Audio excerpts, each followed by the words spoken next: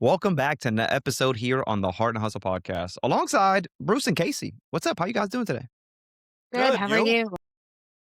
Oh man, I'm blessed. We're awake, right? We woke up today on this beautiful Wednesday morning. For those that are watching, it is Wednesday. Maybe not where you're watching, but it is early in the morning. Some good weather. Bruce and Casey say, where you guys located? By for people that are watching or We're up listening. in Western Massachusetts, so the Berkshires, for anybody that knows, that's kind of a vacation spot for New York City and the Northeast. But it's Western Mass. So people hear Massachusetts and think Boston, but we're the other end of the state. Yeah, man. It's so sad when you think Mass, you automatically think Boston. There's so much more in Mass, right? Definitely. And so much more that there's organizations and resources that you guys provide. Casey, could you tell us a little bit about what you guys do at the organization? So we provide homeless and at-risk veterans with supportive services, case management, and most importantly, housing. So I'll let Bruce take over on that piece. Yeah. Before Bruce takes over, if you could just tell us your title for the organization Yes, as of well, people to course. know who you are. So my name is DiCicco, and I'm the Executive Director of Communications here at Soldier On. Got it. Bruce, sorry to cut you, man. I just want people to know who Casey was, man. She's doing some amazing things. So, Bruce, if you want to go ahead and take over. Sure. Well, Casey, like a lot of folks, makes this place work. I kind of get to orchestrate it and see the results and participate when I can. But our purpose really is to end veteran homelessness. And we've been around for 30 years as a 501c3. And to oversimplify it, I look at every day as my job is to end veteran homelessness. And we've been working on that in a lot of ways and continue to grow and serve the men and women that served our country. What's the why, man? I think people would love to know what gets you into the space. I mean, when we could be doing so many other things in spaces where money, right? We can make more money, but you're in this space, Bruce. Did you have any experience with homelessness or vets, or is just you just wanting to do the right thing?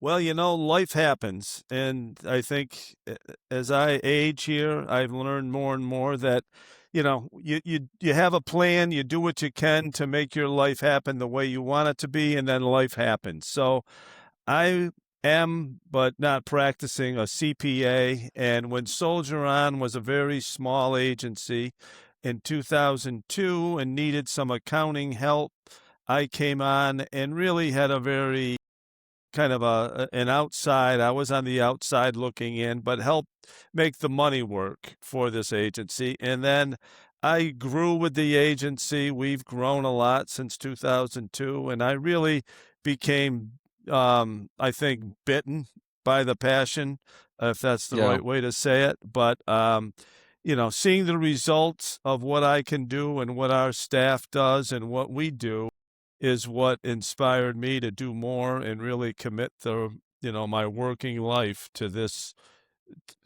effort. Man, so what, 24 years is that?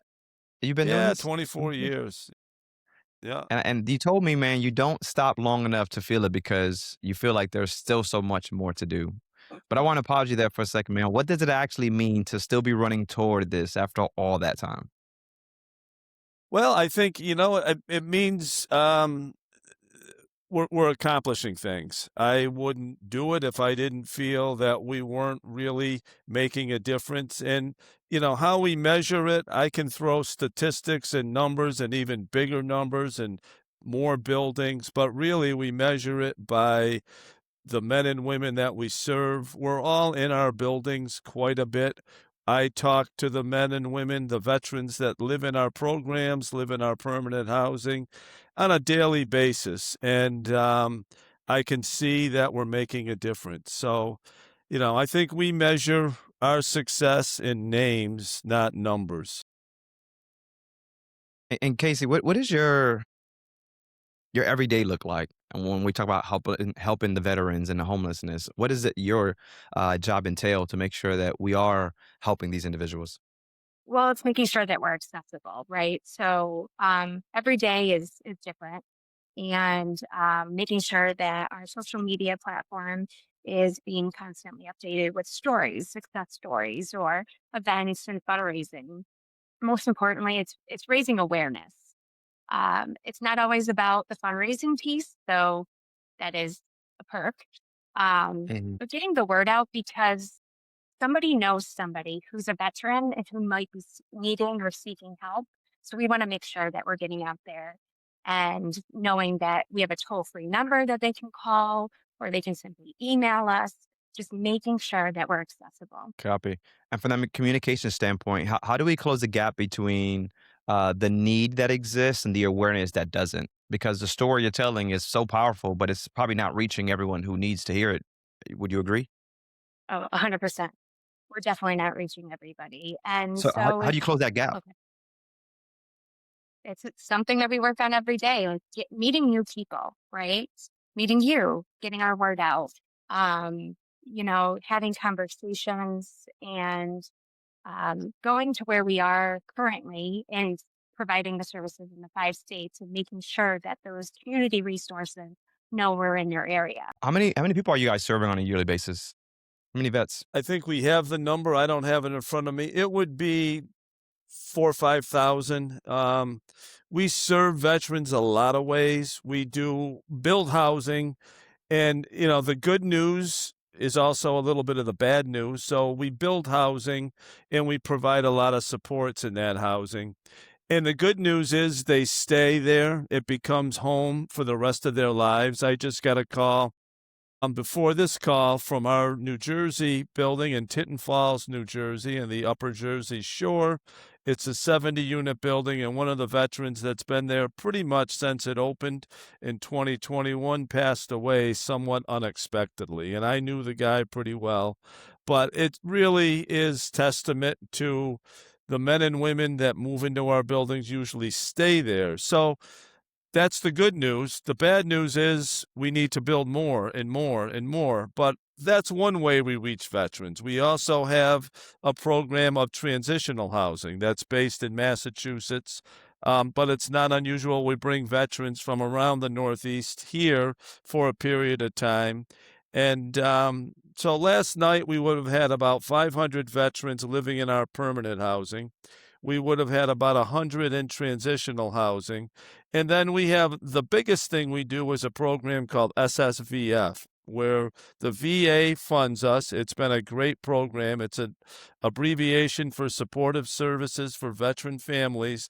And Yeah. we have 110, 120 employees throughout the Northeast that go out every day in a leased RAV4, which is part of the grant, and they meet with veterans all over. They meet them on the streets. They meet them on their sisters' couches, in their apartments. They meet them in their apartment if they're going to be evicted.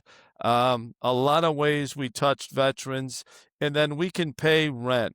We can pay security deposits. So that touches literally thousands every year in the 5 states that we're out there every day performing those services. So I was going that's to where ask. we get to 5,000 ish. Yeah, yeah, no, that's crazy. I was gonna ask that actually. You mentioned Jersey at some point, the Jersey Shore. So, what locations are you guys in right now? Where are you guys all doing the services, providing these services? Well, we are in New York State. We're in the entire state from north of New York City. We don't do the city. We don't do Long Island. We do all of New York State from about Kingston, if anybody knows that, Ulster County, up to Canada, out past Buffalo. We're in Wow, 26 or 23 counties in western Pennsylvania. We are in 9 counties in New Jersey, and then we're in 4 more well, we're really in 13 counties in New Jersey, and we are in the entire state of Delaware now. So we're kind of throughout a lot of the Northeast, not every single spot, but much of it. I love that. And Casey, you being a part of this and probably seeing a lot of growth. Like, what are some of the things that you're so excited to even continue to implement to see more growth? And you're right. I have seen the growth. I've been lucky enough to watch the agency grow throughout the 10 years I've been here. And it's the constant, opening the permanent housing buildings and meeting the new residents, and they become our family. And so it's the meeting the people, it's meeting the people we serve, and allowing them to become a part of my life and vice versa, becoming a part of their life. Love that. And how long have you been with the organization? If you don't mind me asking. It actually will be 10 years next week. Happy 10 years. 10 It years, does huh? it doesn't feel like it. That means you're having fun. That means you're not, it doesn't feel like work. That's usually what happens. When they say it doesn't feel like Right. 10 years, it means you've been having a lot of fun. The days fly by. Were either of you guys in the for-profit world and then ended up in this nonprofit space? I was in the for-profit world. What do you think is the difference for those that are listening that may want to? I feel like so many people are, they find that purpose and passion and say, you know what, let me join an organization. But there's stigmas around it, right? Like there's no money that in nonprofits or, you know, all these different things. You're going to do a lot of jobs. I can imagine that there's a lot of pros and cons to it. Casey, what is that pro and con that you've seen on both sides? So I was in the fashion industry in New York City, and hustle and bustle. I ended up ending my fashion career at Oscar de la Renta, and it was between a work-life balance. I needed something more fulfilling, so I gave up my job without a job, Yeah. and moved back to the Berkshires, and have been lucky enough to be with Soldier on since. And it's rewarding, right? And I do have the work-life balance. So I have a lot of Fashion. perks to say about it. Yeah. Yeah, that was a total change right there from Oh fashion to what yeah. you're doing today. They're Yes. they're both probably fun work. As you mentioned, this one very probably filling up your cup every single day you're seeing. Do you have a Yeah. story actually that comes to mind when we think about a story of impact and seeing someone go from, you know, maybe not having the resources or the direction to someone now, as you mentioned in one of your programs? Well, I have a few stories, right? Because we're constantly gathering the success stories of our veterans. You know, one that comes to mind is Valerie. She lives in our Tinton Falls building, moved in 2024. And we partner with a lot of different nonprofits as well, which is great. Voices of Valor, which is a umbrella, it's underneath the Music for All Seasons. Voices of Valor consists of about a 9-week program where veterans work with professional musicians to create a song that they actually write and then record in a professional recording studio. And Valerie has participated in two of the programs, and she told me she got her voice back. And so that was just very impactful. And then I got to go to a fundraiser where they sang the song, and I felt like a proud mom because they were all lined up on stage in a room full of strangers with professional musicians, and they sang the song that they all wrote. And so I couldn't help but being like, you know, that was my proud mom moment. Yeah, that's so cool. How about you, Bruce? I appreciate you sharing that, Casey. Bruce, you have a story that comes to mind, man, that you'd like to share? Well, like Casey, I've got lots of stories. I think one that I refer to is there was a gentleman, guy mashed. Well, I don't. Guy passed away. I'll begin with the end of the story. But Guy lived in a tent city behind a supermarket in New Jersey for homeless for 35 years. A Marine veteran and was very gruff looking. He had a big white beard. He had piercings in his face, his cheek, and he had a gruff kind of bark personality. And our staff in New Jersey tried to get him to come into our program for years or a long period of time, and he just wouldn't budge. And he lived behind a supermarket with other homeless folks in central New Jersey and lived in a tent literally for a period of time. Before that, he lived in a shed in somebody's backyard that they let him live in. So, Guy was a tough one. Our staff brought down our mental health professional from Massachusetts to meet with him. He convinced him to come up to Massachusetts into our transitional program and started out kind of keep away from me, but slowly really became part of the community. He was a kind, nice guy under this gruff exterior. We built a building in southern Western Mass in Agawam, Massachusetts. He was one of the first veterans to move in 2017 and really became part of the community. Unfortunately passed away a couple years ago from his health caught up to him, but we even helped him get his driver's license back, which is something he just let lapse. But our staff worked closely with him, helped him study for the test, got his learner's permit. We used our vehicles and our staff to let him do his road time and practice, and then worked with him while he got his license back. And he passed his license test. And this kind of illustrates some of the barriers that we see that aren't always logical, but Yeah. passed the test, went to get his license, and he was bald and always wore a cap. And the woman said, "Now I'm going to take your picture. You've got to take your cap off." And he says, "I'm not taking my cap off." And the woman at the registry says, "You can't get your license if you don't take your cap off." And he says, "Why would I take my cap off? I always wear it. If the police stop me, they won't recognize me unless I have my cap on." And they were at a stalemate. Fortunately, our staff was with him and got him to take his cap off for the 10 seconds to take his picture, got his license, and actually drove for us for a period of time until his health Wow. caught up to him. So that's just one of literally thousands of stories that all the staff has a bunch of those. And that's really what we do every day. That's why I love these conversations. I feel like we don't know what we don't know. Right? We live in this world, and sometimes don't even know what's happening around us. So, just you kind of talking about that, Bruce, and just that whole that male voice that could trigger. Because trauma, it's a smell, a voice, a thought, all triggers these things. And to just have people alongside you that is willing to help you, that is always so crucial. And that you guys given up 10, 25 years to kind of be in this space. Like, kudos to you. That's talking about passion and purpose work. Like, I love it just listening to some of these stories on how your cups get filled, but also how people's lives has been changed as well, this organization. And I didn't realize that you guys were in so many different locations. Like, that's amazing. What does it trajectory look like? I would say, Casey, if you could have a magic wand to just kind of fix something and say, hey, we want to implement this today, what does that even look like? Seems like you guys are already doing a lot, Casey. Well, I mean, our goal is to end veteran homelessness, right? Like, essentially, we want to lose our jobs, I guess you could say, because then our work is done. But as you can see, as Bruce said, there's wait lists everywhere. And Bruce will attest to this. We don't go anywhere where we're not invited. So an organization will call it myself or Bruce to have a conversation to see if we mesh really well together and we can work together.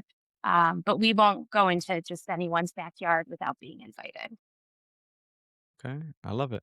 Um, and for the veteran that is listening, Casey, right now, who is struggling and doesn't even know where to turn and doesn't even believe help exists for them, what do you say to directly to those individuals? Call us 866 406 8449. Again, 866 406 86449. I think I just messed that up. That second one. The first one, guys, the first one. The first one. But reach out. We're there. Reach out on social media.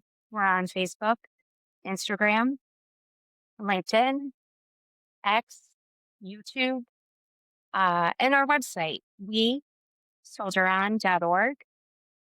There's a contact button and you can email us right there. For sure. I love it. I love what you guys stand for. I love what you guys have been able to do and continue to do, as you mentioned. So, Casey and Bruce, I really appreciate the conversation. I know, Casey, you dropped some of that, where we can find you. Did we miss anything? Like, I know you mentioned the URL, the socials. Is there phone numbers, anything else that we should know on where people can really find you guys, or if they're looking for anything, anything that we left out, you feel, Casey? The website is probably the best location, which is wesoldieron.org, because all the information and all the various programs that we provide can be located there. I love it. Well, Bruce and Casey, it's been a pleasure talking to you guys this morning. Thank you. And you guys continue to do some amazing work. Bruce, 25 years, man. We have another conversation and you'll still be kicking it, man. More homes, more things in place, man. You can't go nowhere, okay?